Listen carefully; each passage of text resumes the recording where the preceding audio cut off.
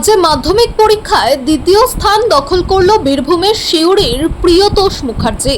তার প্রাপ্ত নম্বর 696। প্রিয়তোষ মুখার্জি বীরভূমের সরোজিনী দেবী সরস্বতী শিশু মন্দির হাই স্কুলের ছাত্র।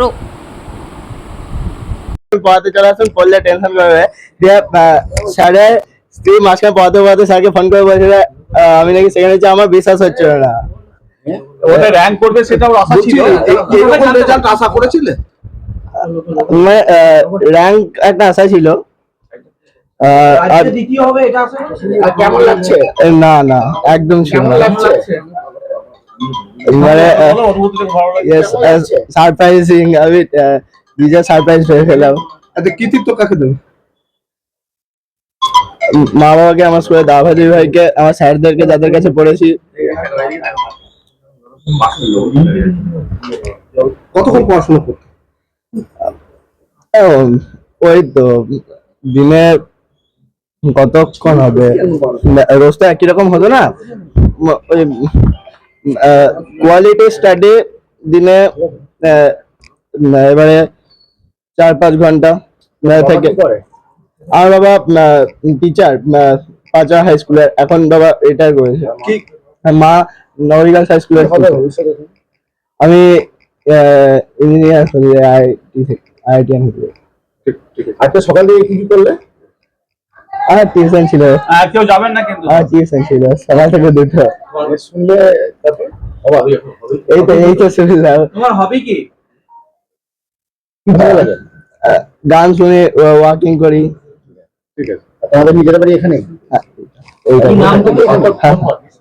তোমার নাম ছিল? প্রিয়তোষ মুখার্জি। কত পেয়েছো? কোন স্কুল থেকে? সরোজিনী দেবী সরস্বতী শিশু মন্দির। নাম্বার কত পেয়েছো? 696। কেমন লাগছে এখন? দারুণ লাগছে।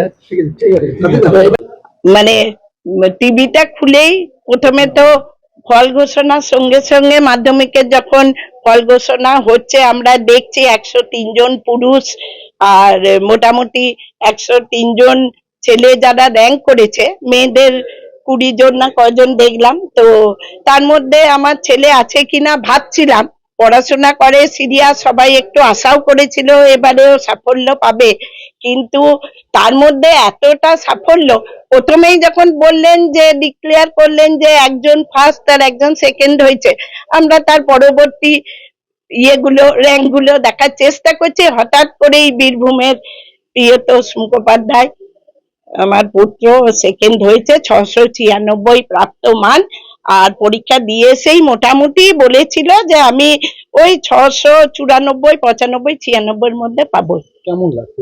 মানে এইটা তো মানে আনন্দ তো আর কিছু ভাষায় প্রকাশ করা যায় না। এই দিনটা জীবনের একটা বিরাট বড় মধুর স্মৃতি হয়ে থাকবে। আর আরেকটা কথা অবশ্যই বলবো, আজকে আপনারা যারা এসেছেন, অন্য সবার আশীর্বাদের সঙ্গে সঙ্গে আপনাদের শুভকামনা যেন থাকে। আবার ঠিক 2 বছর পরে 2028 সালে যেন আপনারা এসে আবার এই দিনটা ফিরে পাই উচ্চ মাধ্যমিকের জন্য। পড়াশোনা বেশিরভাগই নিয়ে থাকতো, ওর কোনো মানে অন্য কোনো নেশা নেই। এমনকি পুজোর সময় জামা কাপড় কিনতে যাওয়াটাও ওকে জোর করে নিয়ে যেত। পড়াশোনা করতে ভালোবাসে। না না, একদমই নয়, বরঞ্চ বকাবকি করতে হতো যে খেতেও আসতে চাইতো না, যে খাবার টেবিলে বসে বসে আমি আর ওর বাবা ক্লান্ত হয়ে যেতাম, দাঁড়াও যাচ্ছি, যেইটা করছি। টিচার ছিল মোটামুটি সবই, ভূগোলের টিচার ছিলেন মোটামুটি, হ্যাঁ সবই ছিলেন।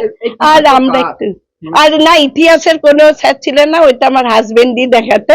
ওর বাবা, ওই যে বললাম ক্রেডিট তো অবশ্যই আমার ছেলের সঙ্গে সঙ্গে এই সরোজিনী দেবী সরস্বতী শিশু মন্দিরের দাদা ভাই দিদি ভাই ওকে প্রচন্ড স্নেহ করেছেন, আর গৃহ শিক্ষকরা, আর তার সঙ্গে অবশ্যই ওর বাবা আশুতোষ মুখোপাধ্যায়।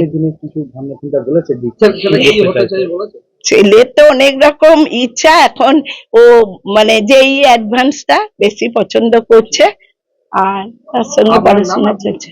আমি নগরী গার্লস হাই স্কুলের ইংরেজি বিষয়ের শিক্ষিকা। আমার নাম সোমা গিরি মুখার্জি।